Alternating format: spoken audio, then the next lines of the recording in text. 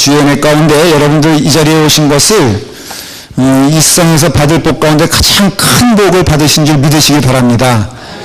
제가 금요일은 거의가 이제 책상에 앉아서 하나님 말씀 준비하면서 이제 여러분들 만날 것을 기대했는데, 아무리 생각해도 제가 가장 행복한 때는요, 하나님 말씀 준비하며 정하는 때인 것 같아요. 저는 목회가 그것에 있어서 큰 사명이라고 좀 믿는데, 여러분들 제가 열심히 하나님 말씀 배우면서 또 나누면서 오늘을 함께 성경 말씀이 보아인데, 이 보아의 말씀은 무진장하거든요. 이것을 여러분들에게 나누는 것을 저는 참 기뻐하는데, 여러분들도 저의 그런 모습을 보면 좀 기뻐해 주시기를 바랍니다. 네, 상상을 하세요. 그냥. 그리고 여러분들도 들려오는 소리가, 로마서 강의를 시작했는데요, 몇 가지 은혜 받은 것만 제가 전하고 간증 삼아서, 지난 주일날 예배가 끝나고 말이에요. 주일날. 그나저나 로마서에 대해서 관심이 있으세요? 나 깜빡 잊었네. 뭐냐? 정말 목숨을 다해 뜻을 다해 한번 이번에 끝장을 내보고 싶지 않아요? 제가 무슨 얘기를 하는지 전 좀 알죠? 이번 추수감사절에 여러분들에게만 전하는 아주 생생한 뉴스 처음 제가 발표하는 거예요. 추수감사절에 성경 암송대회를 하기로 했습니다. 할렐루야. 전 교인들이 다 로마서 8장을 외우는 거예요. 뭐 다 그렇게 해요. 그리고 보너스로 올해는 시편 외우기. 감동스럽잖아요. 주일날 예배 때 다 온 교인이 일어나가지고 못 외운 사람 앉아있고, 그리고 외운 사람 다 일어나서 로마서 8장을 다 외운다고 생각해 보세요. 천군 천사의 찬송보다 더 은혜로울까요? 권사님 그래야 안 그래요?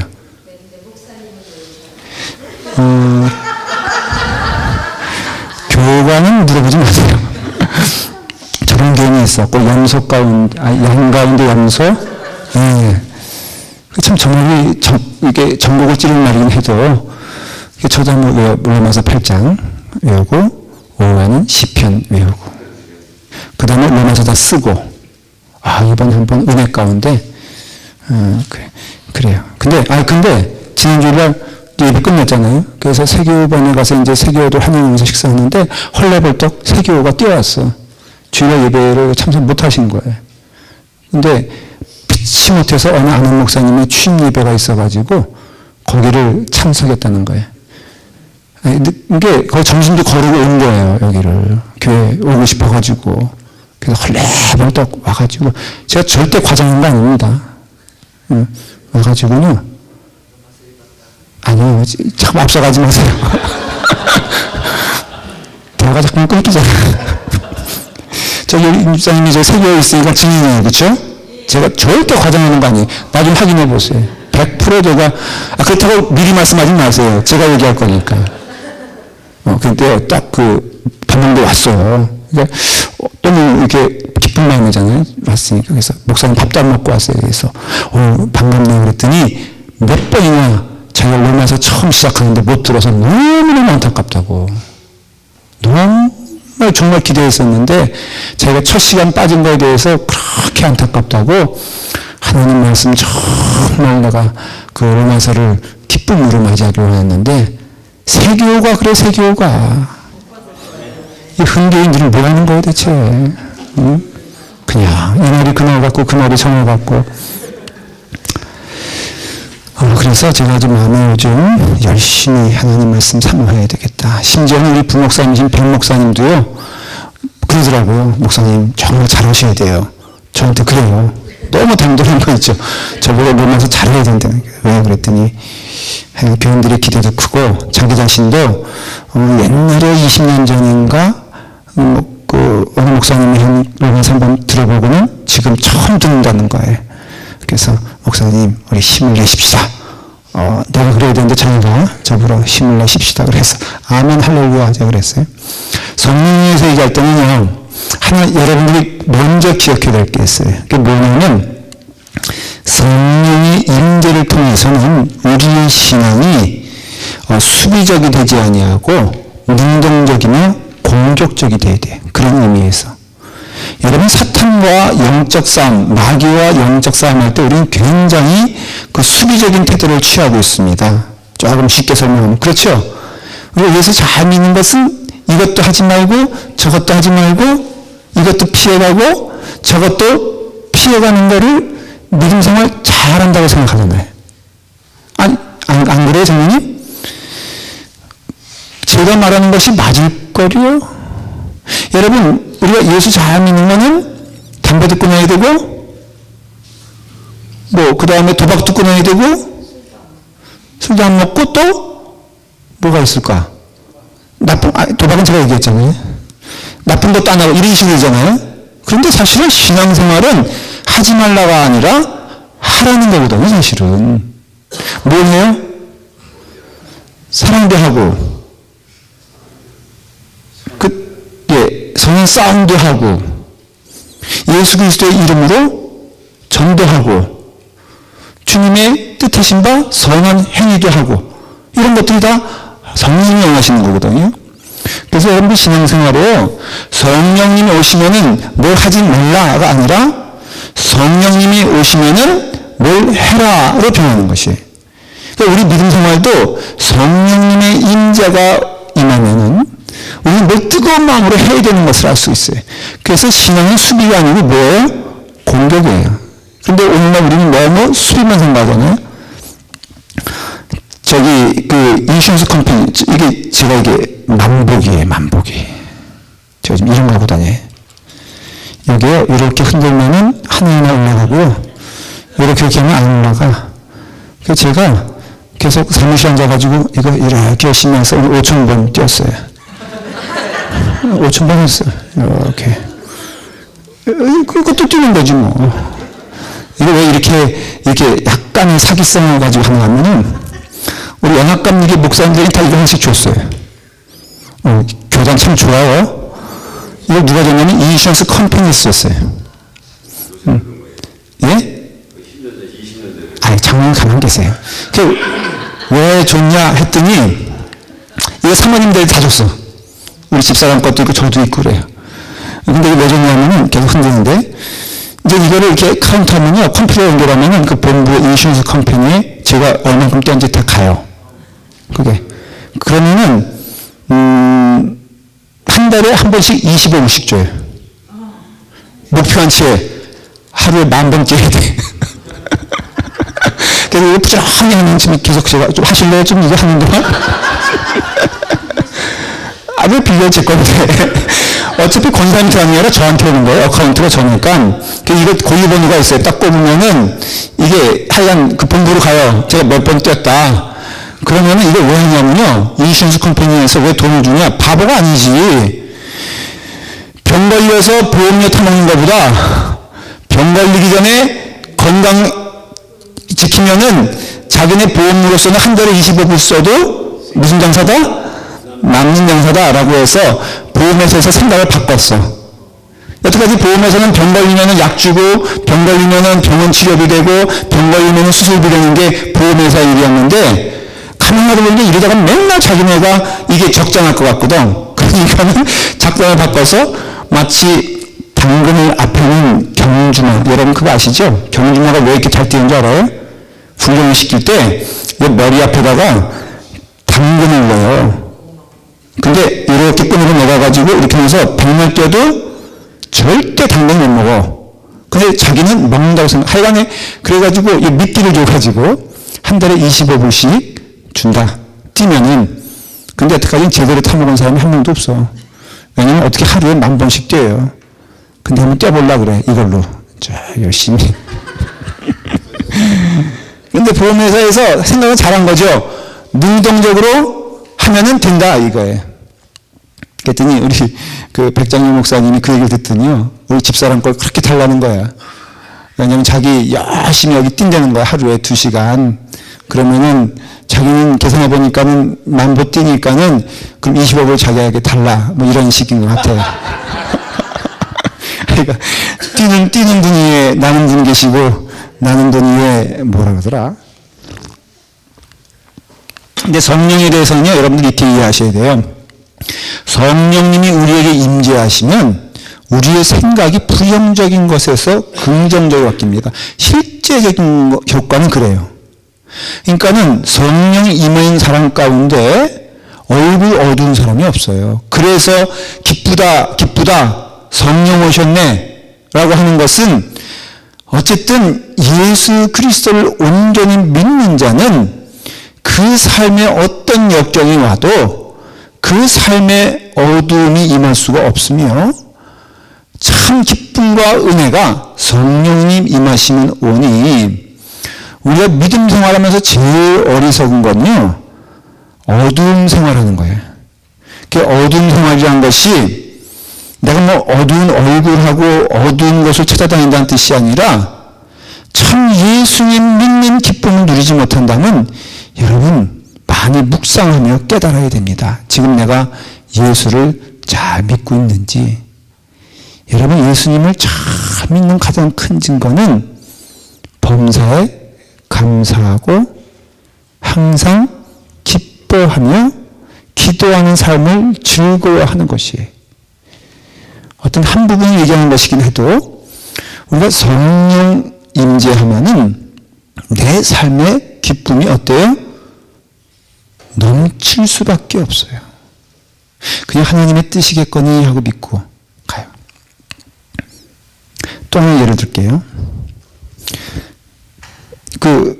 우리가 이제 건축 기금 건축 준비하지 않습니까? 근데 우리가 이제 본부에서 오는 돈들이 지금 계속 오고 있거든요. 사실은 얼마가 와야 되는데 생각한 것보다 6만 불이 들어왔어. 그래서 너무너무 화가 난 거야. 제가. 그래서 우리 건축위원장 우리 시장님은 저한테 먼저 연락이 왔어요. 은행에서 연락이 왔는데 돈이 이만큼 왔습니다. 딱 듣는 순간에 심장이 멈추는 줄 알았어. 왜냐하면 6만 불이 들어온 거야. 근데 우리가 딱 듣는 순간 그랬지만은 하나님의 뜻인 줄 믿고 범사에 감사하라고 그랬다 하면서 감사했더니요 하나님이 6만 불을 또 보내주실 것 같아. 제가 그것만 했겠어요? 또 득자같이 이메일도 보냈지. 야, 감사한데 6만 불이 좀 들어온 것 같다. 그랬더니 거기서 금방 연락이 왔어요. 맞다. 계산이 잘못된 것 같다. 근데요, 그 이메일 안 보냈으면은 그냥 지나갔을 거예요. 참, 미국 사람들도 도덕 심보가 있어. 이거 진짜 제가 만일에, 그냥 뭐, 이렇게, 원래 이거 주려고 했나 보다. 내가 잘못 들었나 보다. 그렇게 해서 지나갔으면요, 이거 6만 불 그냥 뜯기는 거죠. 그랬는데, 제가 성령님의 지혜로, 그것도 성령님이 보내라고 그러더라고. 이메일을. 그래서 제가 보냈더니요. 거기서 직답이 오기를 지난 1차 때 보낸 어마운트를 똑같이 보낸 거야. 2차는 다른 어마운트를 보내야 되는데 자기 일이 아니니까요. 그냥 막 해. 그래서 1차 때 그 금액을 보낸 거예요. 가만 보니까는 센트까지 똑같아. 그래서 제가 딱 했더니 당장 시정을 하겠다고 월요일날. 근데 이게요. 성령님 안에서 마음을 편하게 가지니까 적게 와도 아멘이니까요. 더 와도 아멘이고 우리가 하나님의 은혜 가운데 부족해도 아멘, 넉넉해도 아멘. 이게 성령님께 주신 은혜의 한 축복이에요. 자, 그래서 이제 성령님을 우리가 많이 알아야 돼요. 이제 오늘 주제는 그동안 우리가 성령 세례에 대해서 배웠어요. 기억나십니까? 그 다음 뭘 배웠죠? 예? 성령? 잠깐만요, 충만히. 사역이 있는데요. 정말 사역이 있어요. 맨 마지막 날 충만한 성령께서 하시는. 저기 학습 지진아들 맞아요? 얼굴 보니까 확신이 없는데 여기는 뭘 물어봐도 일단 확신이 없어. 왜냐하면 자신감이 없으니까. 맞아요? 뭐 누가 지금 맞다 그랬어? 권사님이요? 예, 저분은 또 믿어야 돼. 2번에서 저쪽에 2번으로 옮겼네. 자, 그러면 사역. 별 중요하지 않은 건 넘어가도 좋은데, 이거 뭐, 하여간, 이렇게 했어요. 오늘은 뭐 할 거냐면은, 성령, 훼손에 대해서 배울 거예요. 조금 더 풀었으면 무슨 뜻이냐면은 성령의 사역을 그렇죠. 훼손하는 행위도 좋고요. 뭐 것이 이게 단수의 단수. 복수가 여러 가지 일이 성령의 사역을 해방하는 게 아니라 단 하나예요. 오늘 주제는 정확히 여러분들 이해하셔야 돼요. 성령을 훼손하는 일은 딱 하나가 있는데 그 일을 우리가 하면은 어떻게 됩니까? 누가 지금 그랬어요? 구석권 선생님이? 어디서 알았어요? 예수님 이렇게 말씀하셨어요? 어디서? 마태복음에서요?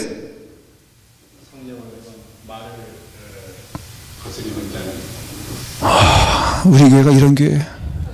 내가 지금 너무 놀라는 게 지금 딱 맞아요. 지금 오늘 본문을 지금 그걸로 마태복음 12장인데 그걸 내가 얘기했나? 지난주일날? 아니죠? 할렐루야. 근데 이 얘기를 나누면서도 전혀 어떤 얼굴들은 지금 뭔 얘기하고 있는 거야? 정말 하나님의 은혜. 마태복음 12장을 보세요. 마태복음 12장을 딱 펴놓고요. 오늘은 성경을 분석도 하고요. 또 읽으면서 성경을 벗삼아 나갈 거예요. 그러니까 여러분들 성경을 옆에 딱 피시고 노트도 하셔도 돼요. 성령 12장 일단은 한 절을 읽을게요. 32절.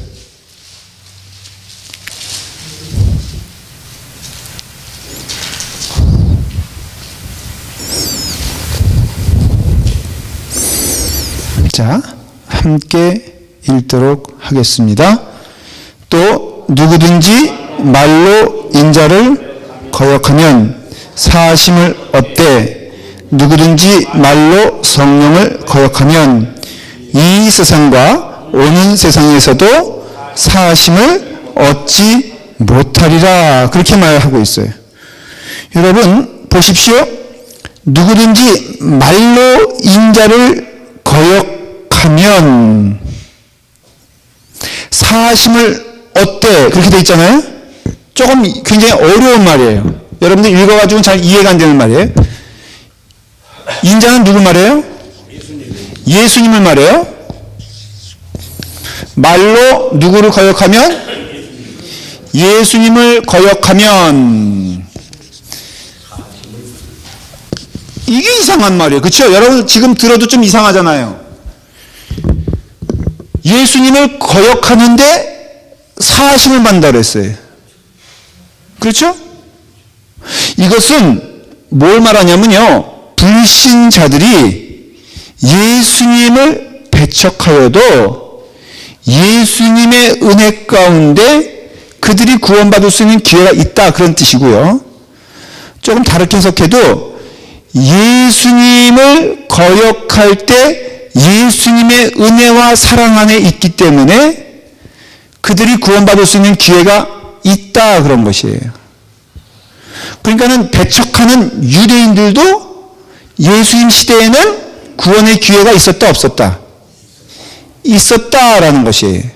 그런데 그 다음에 성령님에 대해서 말을 하는데 성령을 거역하면 이 세상과 오는 세상에서도 어떤다고요?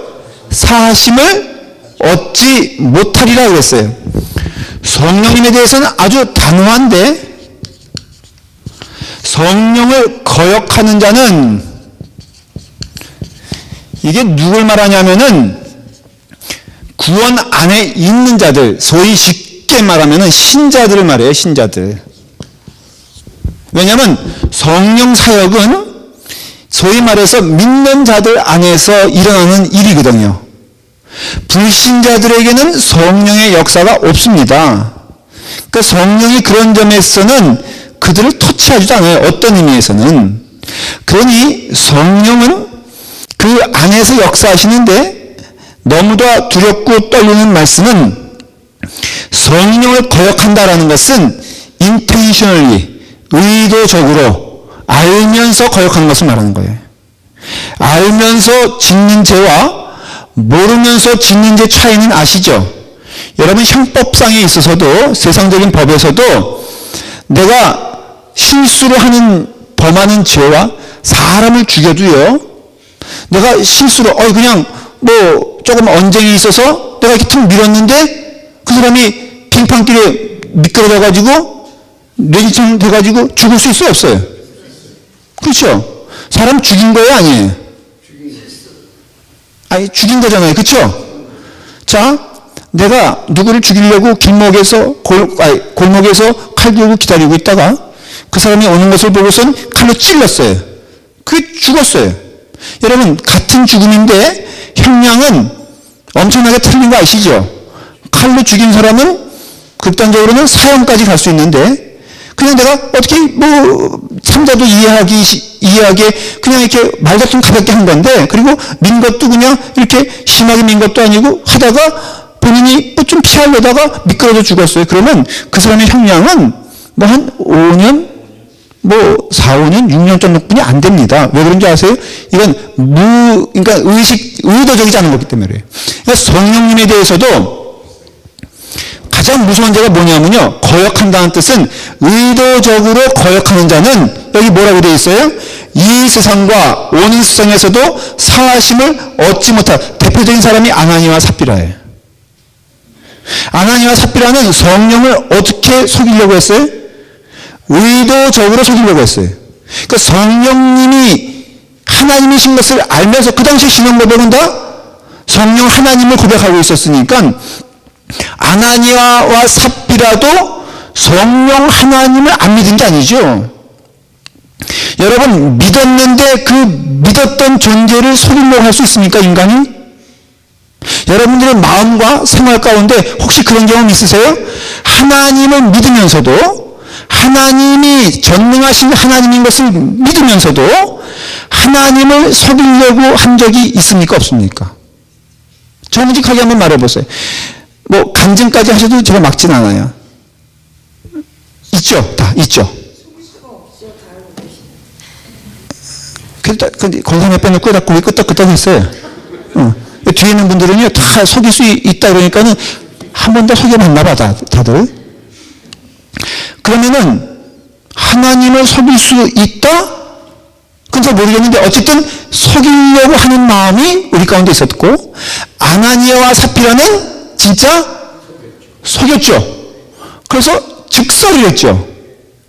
그러니까 우리도 조심해야 될 것은 하나님을 속이려고 하면 안 돼. 목사님, 제가요 모르고 그랬는데요, 여러분, 우리 신앙의 양심으로 하나님을 속이나 안 속이나 보십시다. 여러분들이 그 헌금을 순수하게 낸다고 했을 때 저조차도 이런 때가 많아요. 본교회에서 예배 드릴 때는 정성을 다해서 헌금을 할까 안 할까? 대답 안 하셔도 돼요. 근데 지난번에 그런 일이 있었어요.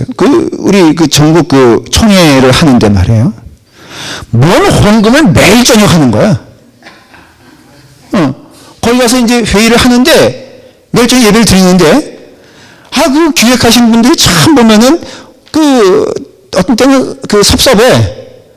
매일 저녁 헌금 바구니가 오는데 제가 헌금을 참 할렐루야 아멘 하면서 있는 돈 없는 다 털어가지고 첨부했을까? 왜 이렇게 하세요? 모르는 거잖아요. 그러니까 제 마음 가운데 어떻게 보면은 사람들 안 보니까, 근데요 그렇게 하나님을 속이려는 마음이 있다 없다? 조명이 어두워지면요 하나님도 안 보인다고 생각합니다. 여러분 심리가 어떤지 알아요? 지금 이게 밝은 불 켜놓으면은 굉장히 영적으로 밝은 것 같잖아요. 여기다가 볼륨 댄스처럼 이제 이상한 빛깔 해놓고서 그 다음에 어두움 만들어 놓으면요 여러분들 마음도 어두워진 것을 경험하게 돼. 근데 이와 같이 성령님을 거역하고 그리고 성령님을 속이려고 하면은 이 세상과 오는 세상에서도 사하심을 얻지 못한다라고 말을 했어요. 그렇기 때문에 무서운 죄가 뭐냐면은 성령을 회방하는 죄다 이거예요. 먼저 그것을 잊으시면 안 돼. 성령의 사역을 훼손하는 것, 이것이 중요한데 이게 교회 안에서 이루어질까 교회 밖에서 이루어질까? 교회 안에서. 이번에 여러분들 이거 제가 좀 말씀드리기 조심스러운데 지금 박 대통령 순방하고 돌아가는데 한국에서는 지금 대변인이 엉뚱한 짓 해가지고 신문에 대서특필 난 거 아시죠? 대서특필이 아니고 대서특필. 야, 근데 정말 그 대통령이 속이 탈 거야 아마. 나름대로 잘했다고 생각하면 참 잘하지 않았습니까? 여러분들 그 의사당에 가서 우리가 알지만 영어를 그렇게 쫙 보면은 여러분 가서 미국에서 20년 30년 살았는데 거기 가서 영어로 저기 연설을 할 수 있겠어 없겠어? 또 한다 그러지 마세요. 우리 교인들은 그러면 한다라 그래.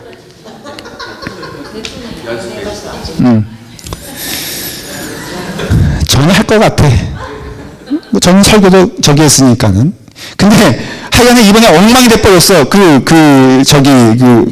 때문에. 내가 뭐 더 이상 반복하지 않겠어요. 근데, 야, 저건, 뭐 아니래요? 택동소리라고요. 그냥 전 준비한 대로 할래요, 지금. 근데 이게 교회 내에서 훼손하는 일들이 벌어지냐, 밖에서냐? 당연하죠. 밖에서는 안줄 일도 없어요. 그리고 교회 안에서 분명코 성령의 사역을 훼손하는 일들이 있다라는 것을 기억하셔야 돼. 그리고 우리 교회도 거기에 자유롭지 못하니까 오늘 잘 들으시고 정말 정신 똑바로 차려 믿음 생활을 해야 될 줄 믿습니다.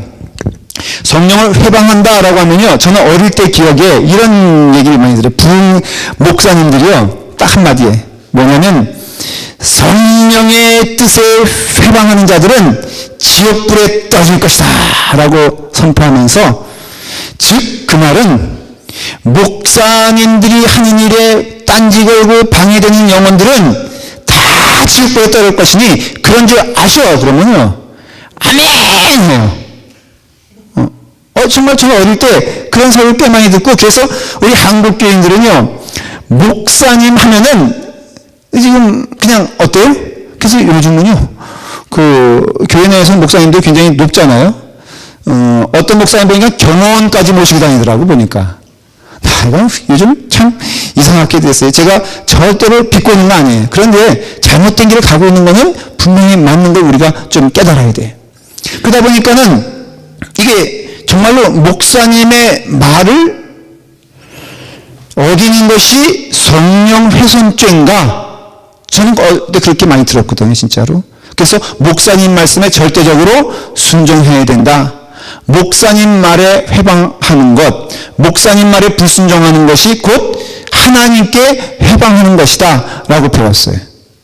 여러분들은 그렇게 혹시 들은 적 있으세요? 그래서 목사님의 말은 절대적이에요. 저는 한편으로는 이해가 되는 게, 그래, 목사님 말은 좀 잘 들어야지. 자꾸 질문하고 물어보고 딴지고 그러면은 되겠나? 우리 앞에 맞게 보세요. 그럼 한마디 하면 계속 그냥 뭐라고 질문하잖아. 구세혁 권사님 아까.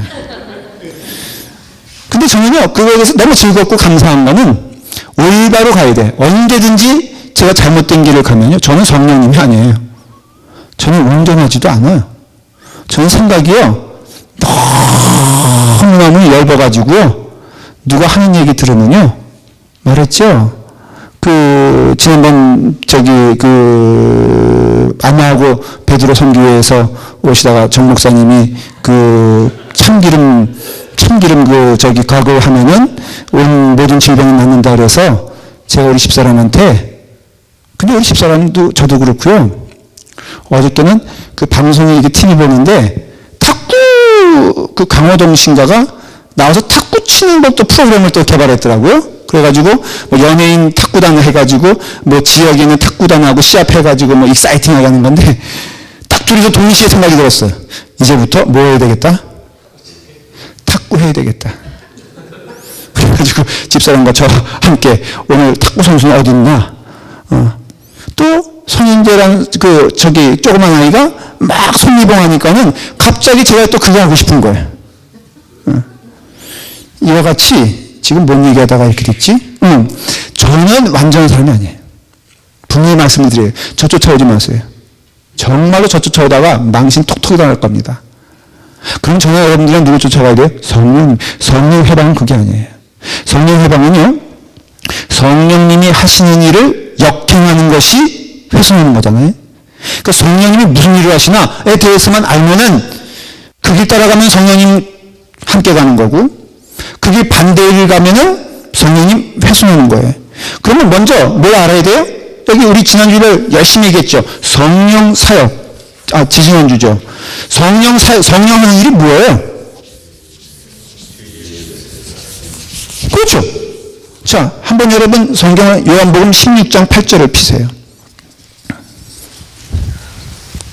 요한복음 16장은 굉장히 중요한 성경인 이유가 있어요. 그게 뭐냐면은 성령 사역에 대해서 이렇게 분명하게 예수님이 말씀하신 적이 없다는 거예요. 다시 말하면은 성령이 무슨 일을 하신가를 알려면요, 요한복음 16장 8절을 여러분들이 잘 읽으셔야 돼요. 자, 제가 이제 해석해 드릴 테니까 좀 어려운 얘기이기 때문에 여러분 잘 쫓아오세요. 8절 읽겠습니다. 시작. 그가 와서 죄에 대하여, 의에 대하여, 심판에 대하여 세상을 책망하시리라. 그래 됐죠? 자, 그러면서 보호왕 설명을 예수님이 하세요. 9절에 보면은 죄에 대하여라 함은 그들이 나를 믿지 아니하며 그랬어요. 죄는 뭐예요? 그래요. 성경이 말하는 죄는요, 우리도 그렇게 이해를 하는 부분이 있지만 우린 죄하면은 사람 때리는 거, 죄하면은 남의 돈 훔쳐가는 거, 죄하면은 사람을 속이는 것, 이게 죄라고 생각하는데 결국은 죄는 뭐냐면은 예수 그리스도를 어떻다고요? 믿지 않는 게 죄라 이거예요.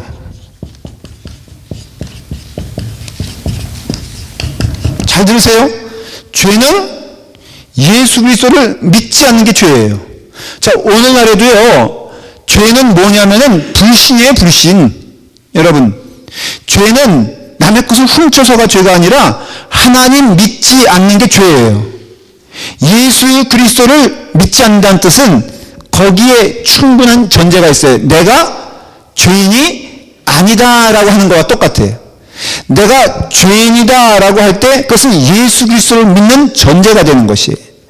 그렇기 때문에 죄는 뭐냐면은 예수 그리스도를 믿지 아니함이라 그랬고요. 의에 대하여야 함은 내가 아버지께로 가니 너희가 다시 나를 보지 못하며 라고 했어요. 이 성경은 좀 해석이 필요하기 때문에 오늘 이 말씀을 잘 들으세요. 의에 대하여라 함은, 의는 누구 말이에요? 예수 그리스도를 말하는 것이에요. 근데 세상은 예수 그리스도가 의인입니까? 죄인입니까? 죄인이죠. 왜? 십자가에 돌아간 것은 흉악한 범죄인이 이렇게 받는 것이거든요. 그러니까 세상적인 관점에서는 예수는 그냥 큰 죄를 지은, 그래서 십자가형에 처박힌 그냥 죄인일 뿐이에요. 여러분, 세상의 역사는요, 예수님에 대해서 우리 얘기하는 것처럼 구세주라고 말하지 않습니다. 세상의 역사는 다 간단해요. 로마 법에 의해서 그 로마법의 십자가는 가장 흉악한 죄, 사람을 죽이되 잔인하게 죽였거나 로마 정부에 반역을 했거나 라는 그 죄예요. 그러니까 예수란 사람은 바로 그와 같이 흉악한 범죄인이었다는 것이 세상 사람들의 기준이고, 그 당시 유대인들이 가졌던 생각은 뭐냐? 저가 십자가에 달려 죽은 것은 어떤 증거냐? 바로 저가 흉악한 죄인이고 하나님의 입장에서 봐도 하나님의 저주받은 자임을 증명하는 것이다 라는 것이 예수님에 대한 이해였어요. 그런데 성령님은 그 예수 그리스도가 어떤 분임을 증거하고 있습니까? 의인임을 증거하고 있어요. 그 증거가 그 다음 나오는 거예요. 내가 아버지께로 가니 너희가 다시 나를 보지 못하며. 여러분, 아버지께로 가는 분은 의인입니까? 죄인입니까? 의로운 자만 아버지께로 갈 수 있어요. 그렇죠? 그러니 예수님께서 부활하시고 승천하시어 하나님 나라로 간 것은 바로 그 예수 그리스도가 하나님의 아들이시요 죽음을 이기신 하나님이시요 바로 의로운 분이란 것을 증거하는 증명이라 이거예요. 이해가 되세요? 아버지께로부터 와서 이 땅에 사시다가 그 사역을 잘 감당하시고 아버지께로 갔으니 그분은 의로운 분임을 증명하는 것인데 이 모든 것을 누가 증명하고 있으시다는 거예요? 성령님이 그 일을 하고 계시다는 것이. 말씀드렸죠? 성령님의 사역은 누구와 절대로 연관이 있습니까? 예수 그리스도와 연관이 있어요. 여러분 성령님의 사역하면 자꾸 귀신 쫓아내고 병 고치고 돈 잘 벌게 하고 복 받는 걸로 생각하잖아요. 여러분 성령님이 오시면 내 인생에 보탬이 되고 유익이 되고 도움이 되고 만사가 형통되는 걸 생각하는 것이 여러분들이 받았던 사실은 어떤 의미에서는 우리가 그동안 사실은 한국교회의 큰 잘못이 뭐냐면은 성령님에 대해서 너무너무 잘못 가르쳤다는 거예요. 성경적이지 않다는 거예요. 한마디로 말하면. 성경을 조금만 보고 집중했다면은 절대로 그 말을 할 수 없는 내용들이 그 부흥사님들을 통하여서 또 우리가 그런 것을 듣고 싶어 하니까. 여러분 그거 아십니까? 결과적으로는요. 이 부흥운동이 잘못된 부흥운동 말하는 거예요. 부흥사들이라는 것이 사람들이 듣고 싶어 하는 말을 하는 거예요. 사실은. 여러분들이 그것을 기대하는 것을 쪽집게처럼 딱딱 집어넣으니까는 그게 마음에 흡족해지는 거예요.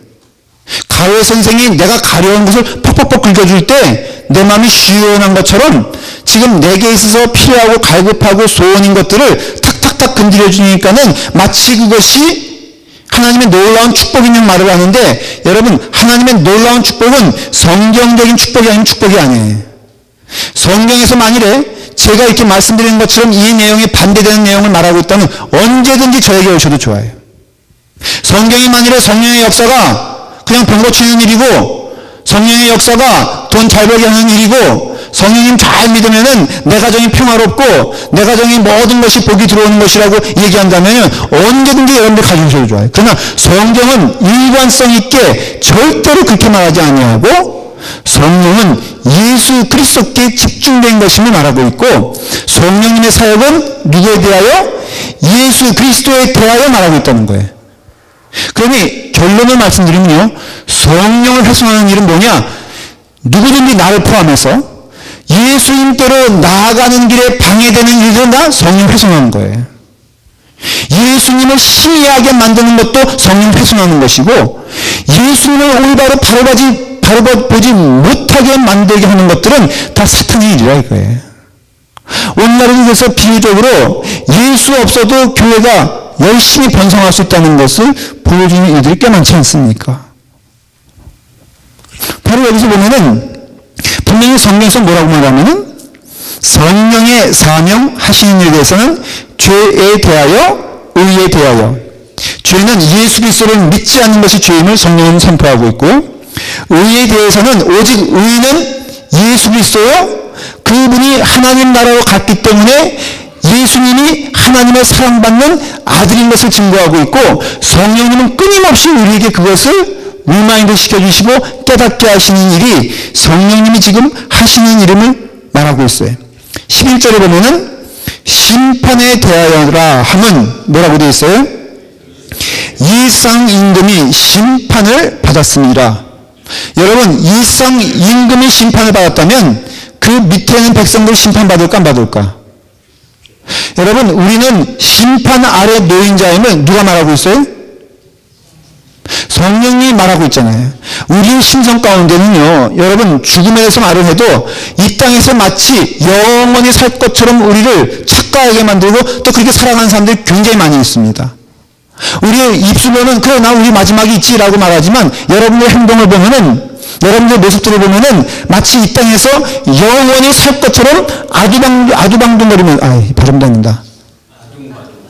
아둥바둥 감사해요. 아둥바둥 거리면서 살아가는 모습을 볼 때 여러분, 성령님이 우리에게 뭘 가르쳐 주세요? 인생의 마지막이 있다. 이게 성령님의 사역이에요.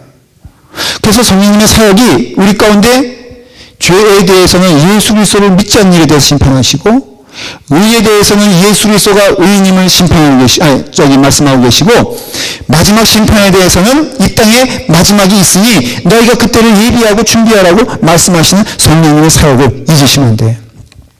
그리고 그런 가운데서 13절을 보시면요. 자, 한번 같이 읽겠습니다. 시작.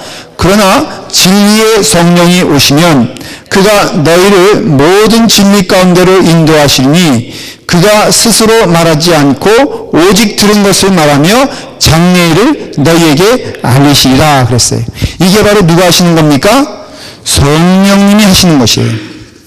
우리가 기독교가 오늘날, 여러분 지금 기독교의 실체, 우리 특별히 한국 기독교가 하나님 보시기에 가장 주목받는 지금 대표적인 한국의 기독교인데요. 왜냐하면은 점점 심판의 길로 가고 있다는 것을 잊으시면 안 돼요. 여러분, 한국교회가 번성한다? 잘 들어보십시오. 통계를 냈는데 너무 엄청난 결과가 나왔어요. 가장 빨리 지금 종교 인구 가운데 줄어드는 그 종교가 어딘 줄 아십니까? 개신교예요, 개신교. 기독교예요. 거꾸로 이제는요, 우리가 정신 차려 잘 전도해야 될 시점에 오게 된 게, 대학생들 있잖아요. 젊은 청년들 기독교인 퍼센테이지가 얼마인 줄 아십니까?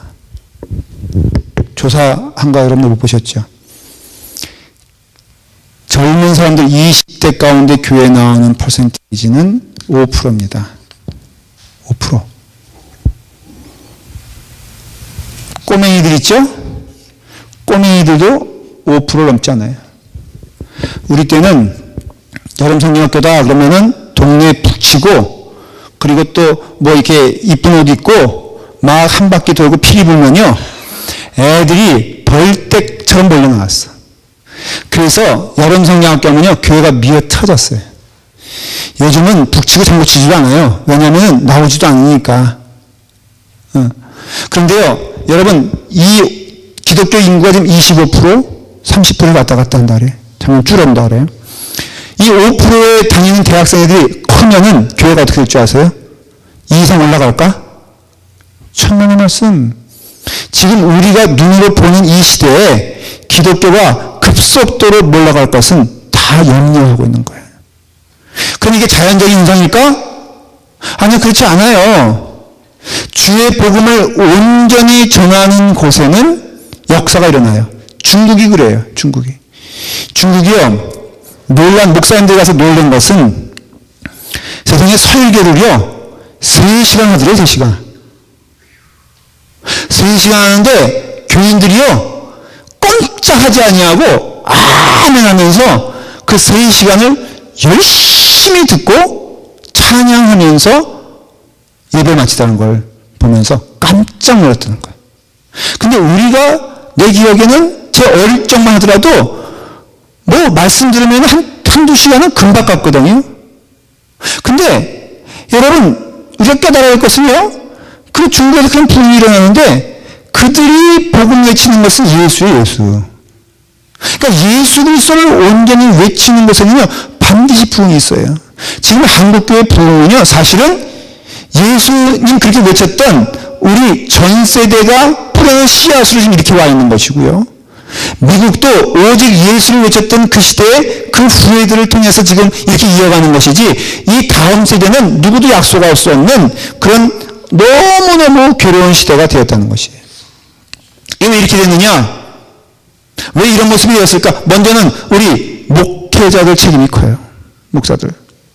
왜냐하면은 복음을 전하는데 복음을 전할 생각 하지 아니하고 그 복음이 주는 조그만 그 베네핏, 그 열매들을 가지고 너무너무 우리는 달콤하게 믿었어요.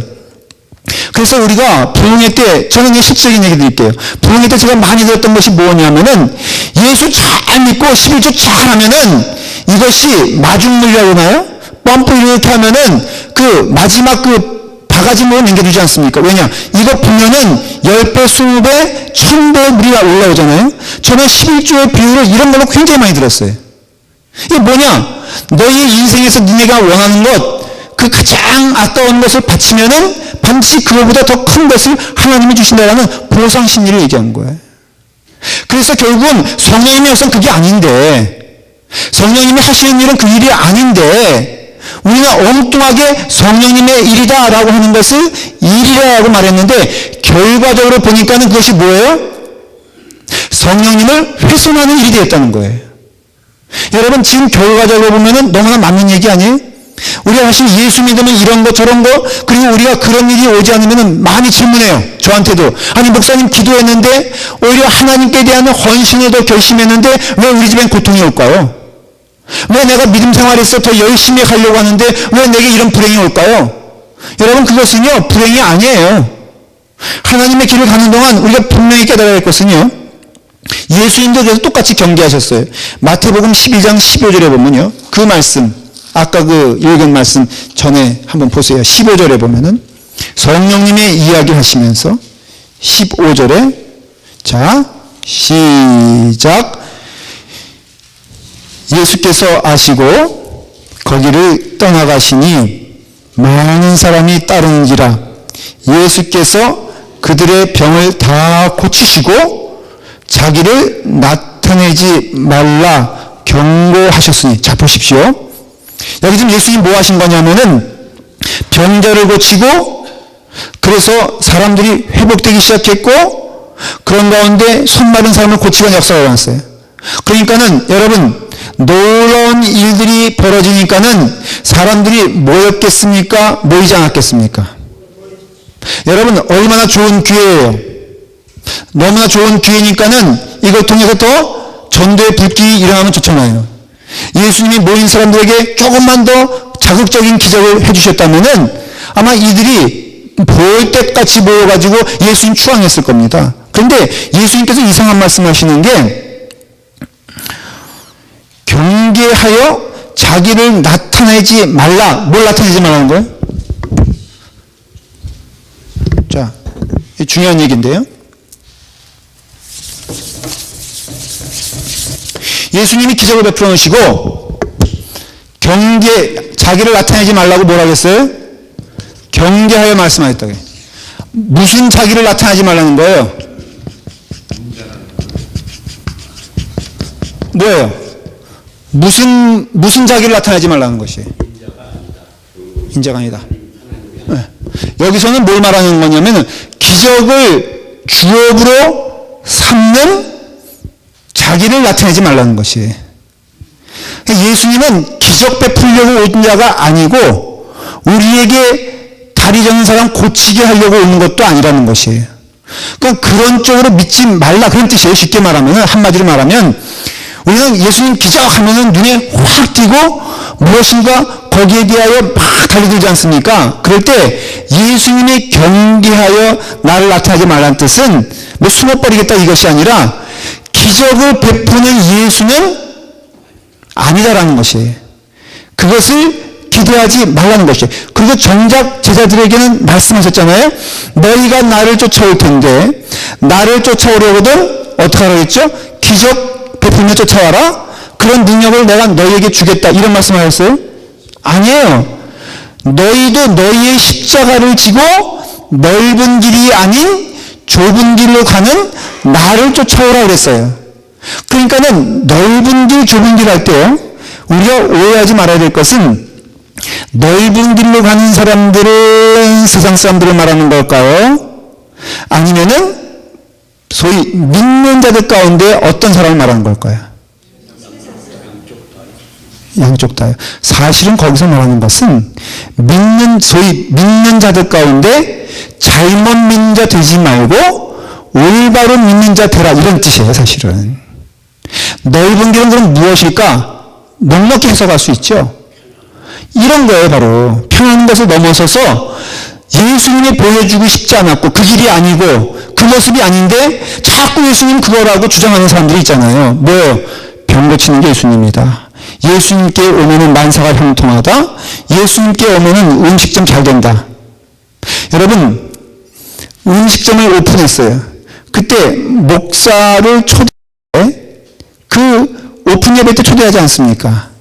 근데 기대하는 게 뭐예요? 목사님이 다녀가면은 처음은 예약 하나. 뭐 그런 얘기잖아요. 근데 저는 좀 그런 역사가 있어요. 제가 보니까요, 우리 성도들 그 가게 하는데 제가 가면은 없던 손님이 오긴 오더라고. 제가 우리 집사님네 여기요. 맨날 어떤 때는 가보면은 벼 있잖아요. 근데 제가 탁 가서 앉아 있으면요, 손님들이 물밀듯이 밀려와. 저게 또 그런 인사가 있는 걸 처음 알았어. 근데 별로 이렇게 안 알아주더라고, 그런 거를. 그런데 여러분, 내가 가서 예수님 그런 거예요. 기대하는 게 뭐예요? 예수님 가면은 의입전 잘 되고, 예수님 잘 되면은 뭐 다 부자가 되고. 그런데 정말 예수 믿는 것이 그런 것일까라고 할 때 성경은 그 부분에 대해서는 얘기를 안 해요. 정확하게 말하면. 그래서 무엇이냐? 예수님께서 이와 같이 병 고치는 것에 대해서 사람들이 많이 쫓아오는 것을 아는데 예수님께서는 그것을 아시고 거기를 떠나서 사람들을 피해 가셨다라는 것을 얘기하고 있어요. 그리고 엄히 경계하여 자기를 나타내지 아니하셨다라는 것은 엉터리 복음이 전해질까봐 예수님이 그거 절대 말하지 말라 그런 뜻이에요. 그러니까 예수님의 제자들에게도 경고하고 경계하는 것은 너희가 나를 전파하고 나를 얘기할 때 예수 믿으면은 잘 살고 잘 먹고 만사가 형통하다는 쪽으로 가리키면은 니네도 적그리스도가 된다라는, 성령을 훼손하는 일을 일으킨다라는 것이에요. 기독교는요, 철저히 모든 것이 잘 된다고 하는 그 기초 위에 세워진 것이 기독교가 아니라, 기독교는 예수 그리스도의 순환과 예수 그리스도의 부활을 통하여 세워진 믿음의 공동체예요. 잘 들으십시오. 예수님 믿어도 가난한 자 있고요, 예수님 믿어도 부자 있고, 예수님 믿어서 잘 된 사람이 있고, 예수님 믿었는데 잘 안 된 사람이 있어요. 제가 물어볼게요.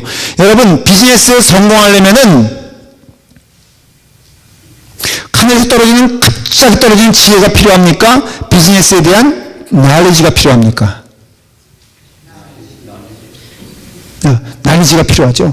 만약에 비즈니스가 잘 되길 원한다면요, 분명 꼭 기도는 물론 하죠. 순수한 마음으로. 그러나 여러분, 나는 이렇게 공부하여 서울대학교 갔다, 그 책 보셨어요 혹시?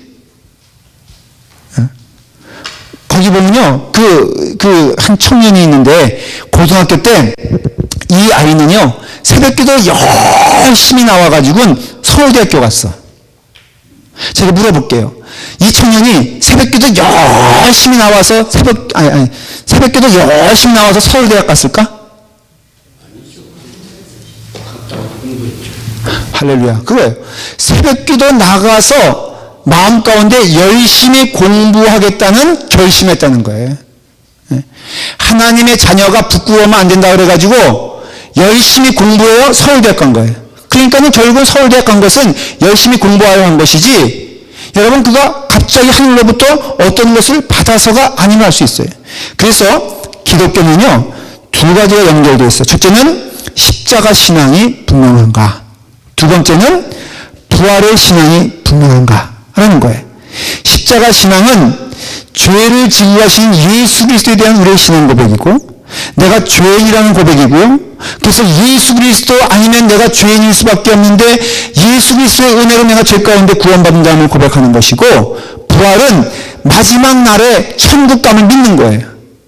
여러분, 예수님 잘 믿는다는 것은요, 딴 것이 아니라 이 땅에 살면서 죄에 대하여는 우리가 싸우는 자가 되어야 되고, 영생에 대하여는 우리가 기쁨으로 맞이하는 자가 예수님 믿는 자들이고, 성령님이 하시는 사역은 끊임없이 우리 안에서 이 두 가지를 우리에게 역사하시고 말씀하시고 증거하고 있다는 것이, 이 두 가지 외에는 없어요. 성령님의 역사 가운데. 다시 말씀드릴게요. 성령님이 우리 안에 임하시면 죄에 대해서는 뭐라겠죠? 예수님을 믿지 않는 것이 죄임을 말해주시고, 의에 대해서는 참 의이신 예수 그리스도를 증거하고 계시며, 심판에 대해서는 세상 임금도 심판받았으니 너희들도 심판의 때가 있다는 것을 말해주고 있다는 것이에요. 성령님의 역사는요, 이거예요, 이거. 그러니까 성령님의 역사는 누구와 연결되어 있다 그랬죠? 예수 그리스도와 연결되어 있는데, 예수 그리스도에 대하여 우리는 주님 앞에서는 죄인임을 고백하는 것이고, 예수 그리스도를 믿음으로써 우리는 의롭게 되는 것이며, 우리의 마지막 날에는 그 영원한 천국의 나라가 있음을 믿고, 죽음아 와라. 초대교회 당시에는요, 철저히 믿음 가운데 있어가지고 기독교가 어떻게 이게 급속도로 붕괴한 줄 아십니까? 이렇게도 붕괴했어요. 맨 처음에는 믿는 사람들이 많지 않았습니다. 그런데 이 예수 믿는 자들이 로마의 신에게 절을 하지 않으니까, 신앙 고백을 하니까는 핍박이 들어온 거예요, 그때부터. 그래서 황제들이 이제 예수 믿는 사람들을 맨 처음에 회유합니다. 무작정 로마에서 그냥 무작정 칼 들어오는 게 아니라, 야, 그거 뭐 힘드냐? 너가 믿는 하나님 인정해 주마. 너가 믿는 예수 인정해 주마. 그렇게 나왔어요.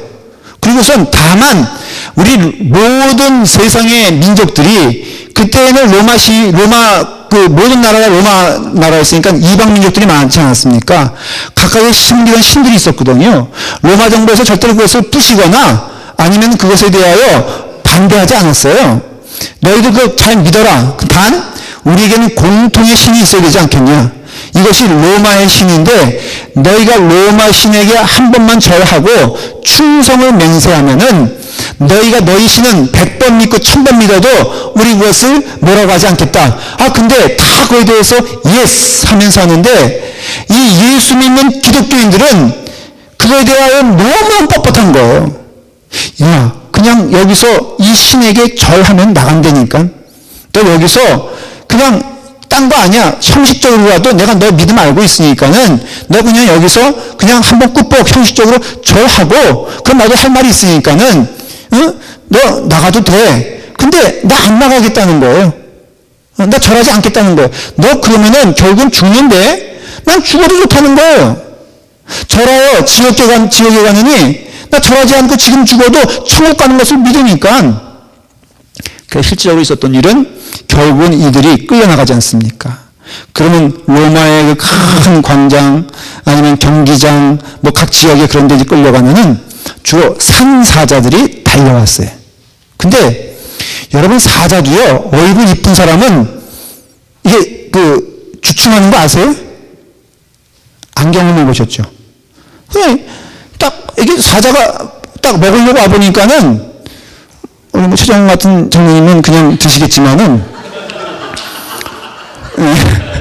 얼굴 환한 우리 이면수 권사님인가 딱 보면은 너무 먹기가 부담스러운 거라 실감나게 해서 죄송해요. 그래서 와서 딱 주춤거리고 있는 거예요, 사자가. 관객들은 다 보고 있잖아요. 그런데 그냥 너무너무 얼굴이 환하고, 또 예수 믿는 사람들이 좀 잘 웃어. 그러니까는 사자가 주지러 오는데 사자 자신도 헷갈리는 거야. 보통 같으면은 다 그냥 두려워서 돌돌돌 떨고 있는데, 예수 믿는 사람들은 찬송 부르고 할렐루야 어서 오시옵소서, 사자여 당신이 나를 정말 천국으로 인도하시나이까 하면서 막 기다리고 있으니까 사자가 오다가 주춤거리고 멈췄대, 진짜로. 그래가지고 부득불 찬송해도 안 오고 그러니까는 기독교인들이 가가지고 그 주둥아리를 열고 제발 나를 잡아주셔 라고 해서 그 머릿속에 들어가 죽었다는 거예요. 이거 우스갯소리가 아니라요, 진짜 일어난 일들을 얘기하는 거예요. 제 실감나게. 근데 사람들이 맨 처음에는 웃으면서 깔깔거리며 비웃으면서 보다가 그 모습을 하나하나 보니까 너무너무 이상한 거라. 근데 요만한 애들까지도 죽었거든요. 애들도 찬송 부르면서 할렐루야 아멘 감사합니다 하면서 싹 머릿속에 들어가서 죽었어요. 그래서 그때 기독교 인구가 급속도로 늘었어요. 그게 로마 정부에서 황제가 잘못 판단한 거지. 이렇게 겁을 주면은 사람들이 저거 나쁜 정도다라고 생각할 것 같았는데, 예수 믿는 사람들이 그러니까요, 이 관중들이 저게 뭔가 이상하지 않아? 우리는 그렇게 두려워하는데 죽음을, 저들은 죽음을 두려워하지 아니하고 오히려 그 얼굴에 환한 광채를 봐. 정말 저들에게 무엇인가 있나 봐 라고 해서 예수를 많이 믿었어요. 오늘날에요, 자꾸 우리가 예수 믿게 하겠다고 세상 사람들이 외면하니까는 자꾸 세상의 방법으로 무엇인가 경품 주고, 저는 오늘도 제가 사역자들하고 식사하면서 로마서 이제 추수감사절 때 잘하고 그러면은 어떤 상품을 줄까 이런 얘기가 나왔어요. 그래가지고 몇 가지 그러니까 안이 아니고 딴 교회에서는 이렇게 하더라는 것을 제가 들었어요. 첫째, 이스라엘 성지 여행을 풀로 시켜준다는 거예요.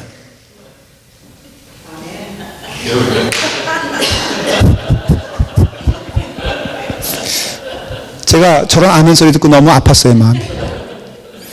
그러면서 그렇게라도 해서 읽히는 게 옳은 것인가? 또 그거 아니더라도 그러면은 오늘 저희가 무대뽀란 곳에 가서 올케닛 그 고기를 먹었거든요. 정말 맛있더라고. 거기요, 이제부터 걸로 가서야 다. 목사님, 이 무대뽀 상품권을 만들어가지고 교인들에게 성경 통독하고 암송하고 그러면은 주면 어떻겠습니까?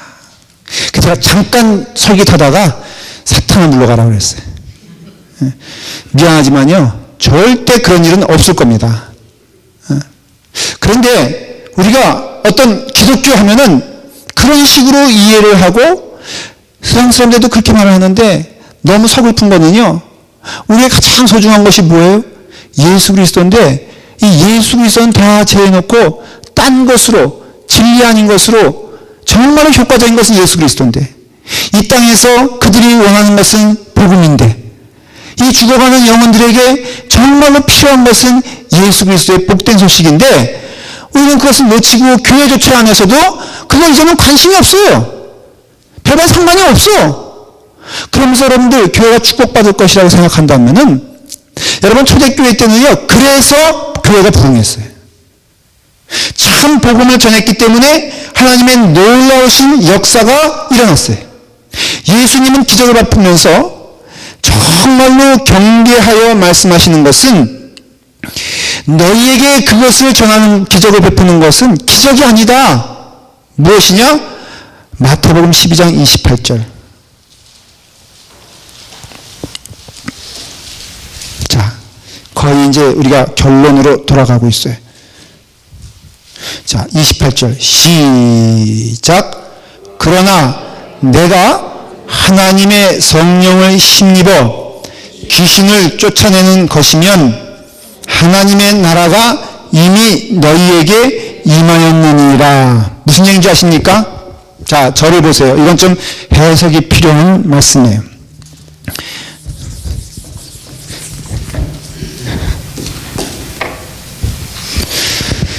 귀신을 쫓아내는데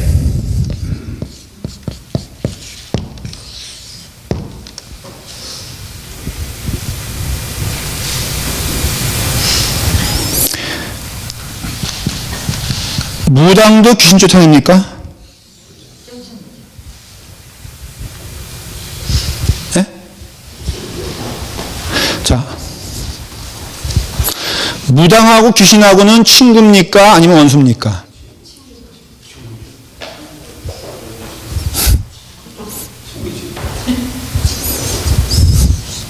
그러면 무당이 귀신을 쫓아낸다는 것은, 여러분 쫓아낸다는 표현은 적군을 쫓아냅니까? 친구를 쫓아냅니까? 여러분 친구 쫓아내요? 하긴 그 아내들이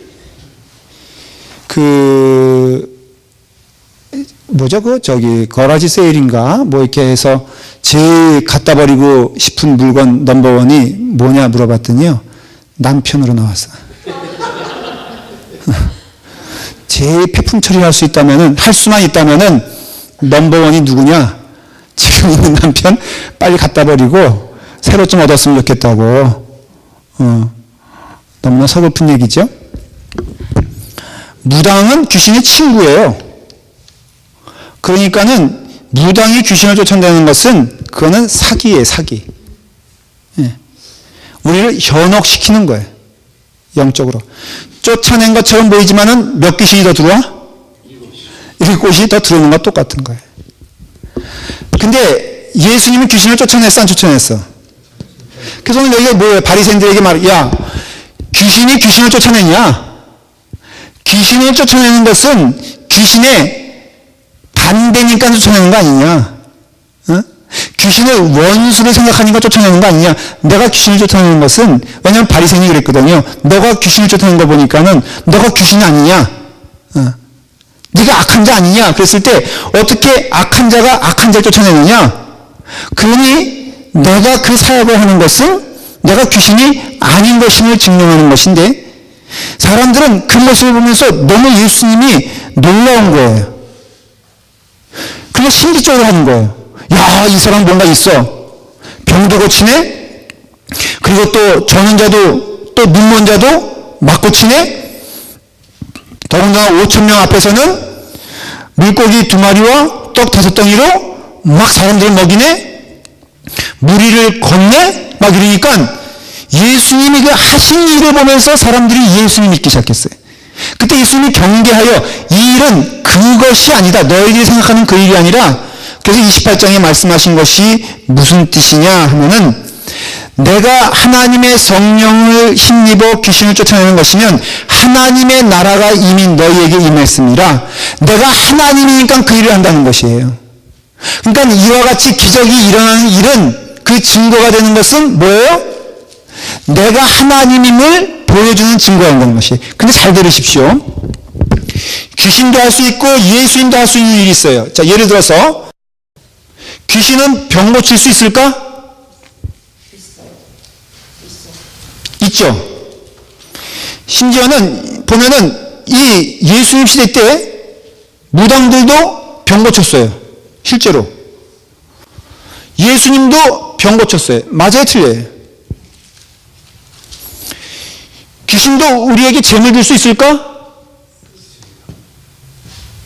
여러분, 예수님 40일 동안 근식하실 때 사탄이 예수님을 들어 말하기를 너가 나에게 절을 하면은 이 천하를 다 주겠다 그랬어요.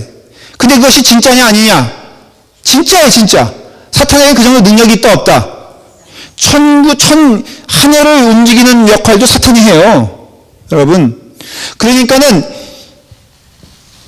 귀신이 할 수 있는 일이, 예수님이 할 수 있는 일이 있어요. 그러니까 예수님이 이 땅에서 소위 그때까지 보여준 일들은 귀신도 할 수 있고 예수님도 할 수 있는 일이었어요. 그런데 결국은 예수님이 인간이 아닌 하나님의 영역에 있다는 것을 보여주기 위해서 그 일을 한 거예요. 귀신도 그 일을 했다 안 했다? 한 거예요. 그런데 문제는 뭐냐면 귀신은 십자가 질 수 있을까? 없어요. 죄를 사할 수 있는 능력이 사탄에게 없어요. 왜냐하면 죄이기 때문에. 어떻게 죄를 용서할 수 있겠어요? 그러니 예수님만 십자가 질 수 있어요. 사탄이 부활할 수 있을까? 부활할 수 없어요. 오직 부활하는 자는 하나님만 부활할 수 있는 거예요. 죽음을 이기신 그 권세가 예수님께만 있다는 거예요. 그러니까 결국은 이런 그 놀라운 기적도 이 예수님이 보통 인간이 아니라 하나님의 영역에, 영적인 영역에 있다는 것을 보여주는 것이며, 그 끝에는 그것이 십자가요 부활인데, 하나님의 나라가 이미 너에게 귀신을 쫓아내는 것이면 하나님의 나라가 이미 너에게 임했습니다. 이것은 강조점이 귀신을 쫓아내면이 아니라, 너가 봐라, 이러한 일을 하는 예수 그리스도가 이미 하나님의 나라요, 하나님의 나라가 너희에게 이미 임했음을 보여주는 것이에요. 근데 기적을 베푸실 때 왜 그것에 대해서 침묵하라 그러고 왜 말하지 말라 그러느냐? 사람들이 기적을 보면은 기적을 보지 그 기적을 베푸신 일을 보지 않는다는 것이에요. 여러분들도 마찬가지예요. 지금 여러분들이 뭐 어디에 달려들고 어디에 매달리고 하는 것도 어떤 그 본체를 보는 것이 아니라 눈에 보이는 그것에 매달려 있다는 것을 증명하고 있다는 거예요. 오늘날에도. 그렇기 때문에 우리가 올바른 것을 보지 못하고 참된 것을 보지 못하면서 우리는 잘못된 길을 가고 있다는 것을 알 수가 있어요. 결국은 우리에게 주시는 메시지가 무엇이냐면요, 성령님이 우리 가운데 오시면은 바로 누구에 대하여?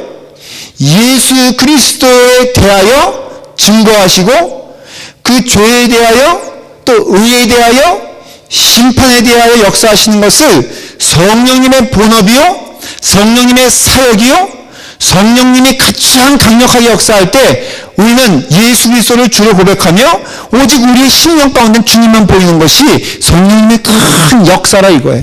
여러분들 우리 교회가 성령님의 역사 가운데 큰 은혜가 넘치게 되면요 어떤 현상이 벌어지는 줄 아십니까?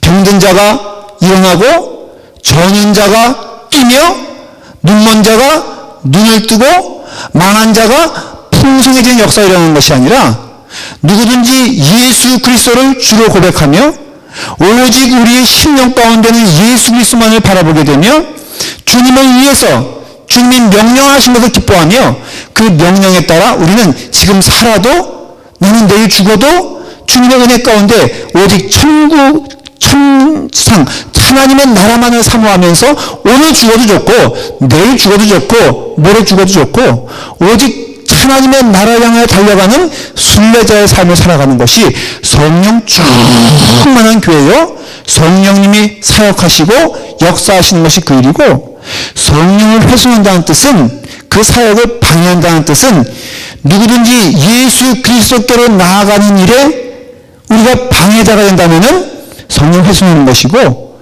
예수 그리스도를 구주로 고백하는 일에 우리가 걸림돌이 되고 있다면 바로 그것은 성령님을 훼손하는 죄요. 그 죄의 마지막은 심판이요 지옥불에 떨어지게 되는 것이다 라는 것이에요. 이런 거예요. 결론을 말씀을 드릴게요. 제가 만일에 여러분들이 예수 그리스도를 보게 하고 믿게 하고 따르는 일에 제가 잘못된 길로 여러분들을 인도하고 있다면 저는 성령님이란 단어는 입에 달지 몰라도 성령님이 하시는 일을 회방하고 큰 죄를 짓고 있다는 것을 고백할 수밖에 없어요. 여러분들이 여기서 주님만 바라보는 일이 넘쳐야 돼요. 설교를 통해서 가르침을 통해서 제 삶을 통해서 제가 여러분들에게 줄 수 있는 것은 예수 그리스도만이 여러분들의 구주요 모든 것 되신다는 것을 증거하고 증명하고 따르게 해야 돼요. 거기에 내가 보이면 안 돼.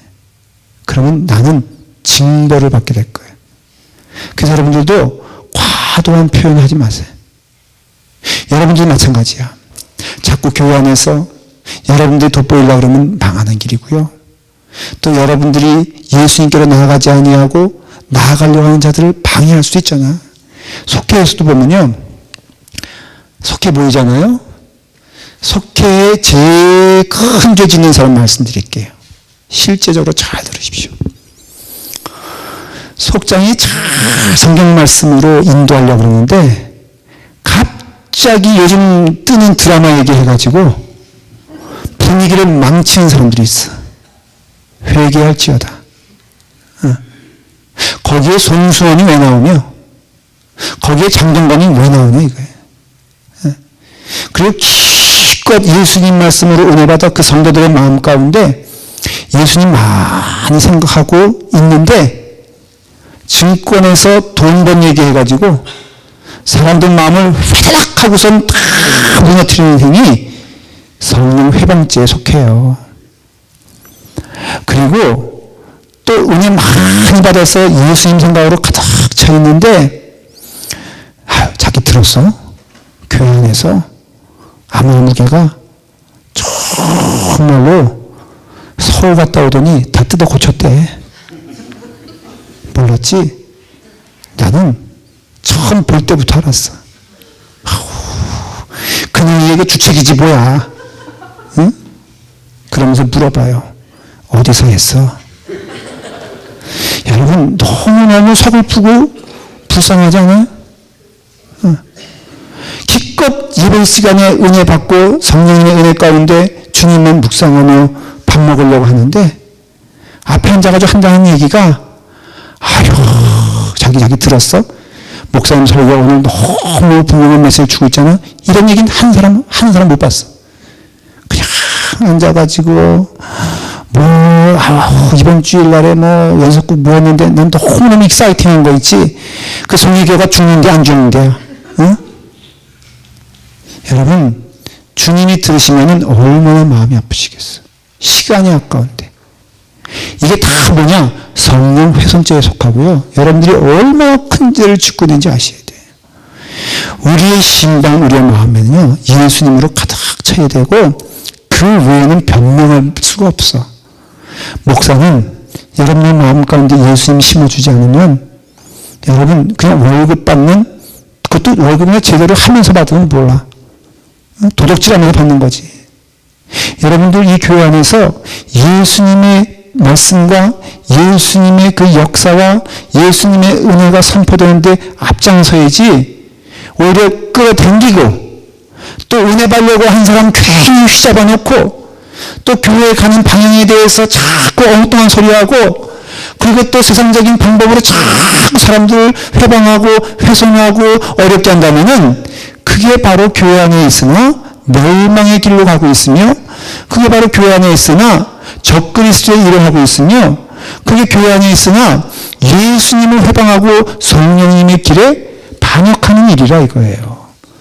그리고 잠시는 주님이 내버릴 줄 몰라도 그 마지막은요, 결코 여러분 평탄할 수가 없고 그 마지막은 무서운 징벌이 있을 것이라는 거에 대해서 여러분 잊으시면 안 돼요.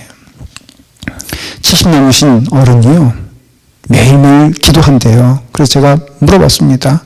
아니 권사님, 연세가 드셔서는 무슨 기도를 기도하십니까? 제 생각에는 그냥 건강을 위해서 그냥 기도하시는 거라고 생각하고 물어봤더니, 목사님, 시간이 지나면 지날수록 예수 잘 믿어야 되겠다는 생각이 듭니다. 날이 가면 날이 갈수록 오히려 내가 정말로 옳은 길을 가고 있는지, 내가 천국 가는 길에 낙오된 것은 아닌지, 하나님의 말씀에 내 삶을 비추어 내가 지금 올바로 그 길 가고 있는지 많이 묵상하고 있습니다. 그 기도합니다. 참 올바른 기도라고 저는 인정을 해요.